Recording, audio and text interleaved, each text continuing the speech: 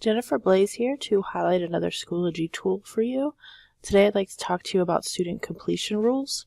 The beauty of student completion rules is that you can set requirements on what they must complete, what they must view, posting a reply or a comment on some items, whether they have to make a submission before they can move on, and on test quizzes you can set a minimum score that they have to get before they move on to the next item.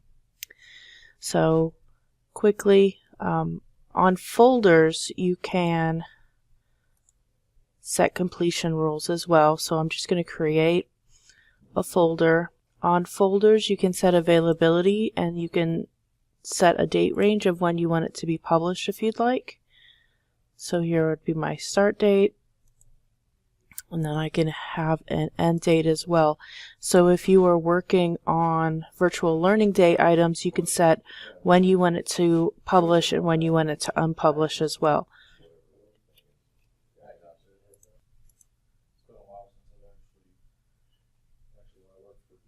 So here's a folder that I already have set up with items inside of it. So here I have a folder that I've already created items and set them up in the order that I want students to do them.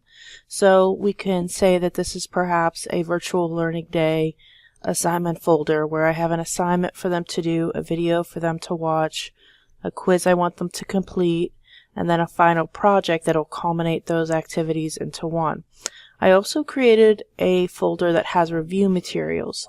So perhaps they do all of these things and they get to the quiz and they're not able to complete the quiz and get at least a 80 or higher on it after 2 attempts. This will keep them from moving on, and if I don't want them to be able to move on any longer, I need something for them to do to get to the point where they are able to complete that. So I've created a folder of review materials that's going to help them come to those answers that I want them to complete. All right. So once all of your things are in your folder, I'm going to set up the completion rules.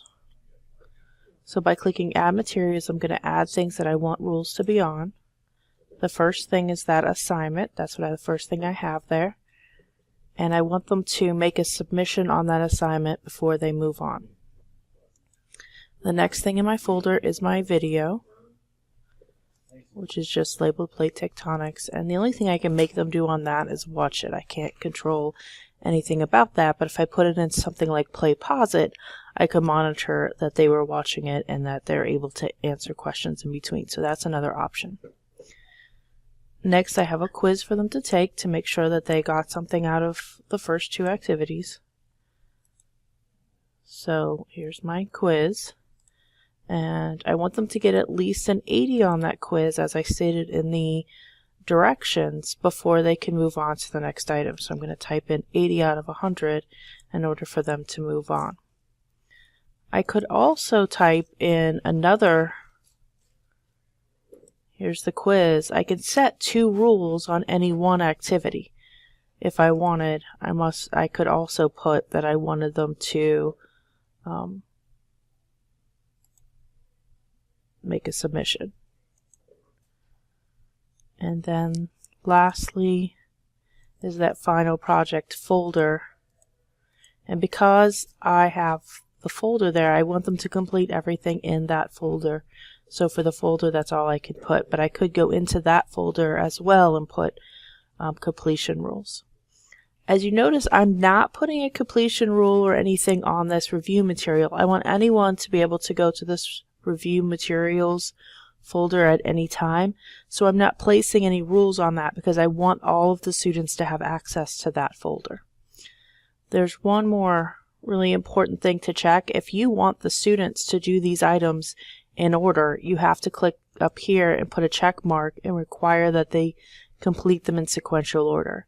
If you just have items in a folder and you don't really care what order they do them in, you just need them to get them all done, then you don't need to put the checkbox there. That's up to you. And as I said, I could also put multiple rules on anything. So if I wanted on this assignment, I also wanted, in addition to them making an assignment, I wanted them to reply to someone else's post, then I could add that too. So you could have multiple things on any one assignment. It doesn't have to be just one thing. Let me take that off though. All right, once you have the items that you want, you click Save Changes. There we go, and now it has completion rules. Lastly, you have another tool when you use completion rules is student progress. So if the students are working on these things and you want to see where they're at in the process, if you click on the student completion, I can see what percentage of the folder the students are at in completing. I just created this so no one has any progress. This is kind of a refresh screen here and retrack progress. But as they're working through it, so if it's day 8 of the virtual learning day and you want to see where they are in the process of completing this, you can look and see who is making progress and who's kind of stalled out, and maybe send them a message and ask them to get busy. All right, so that's student completion rules. If you have any questions, feel free to email any of your ITSs for extra help.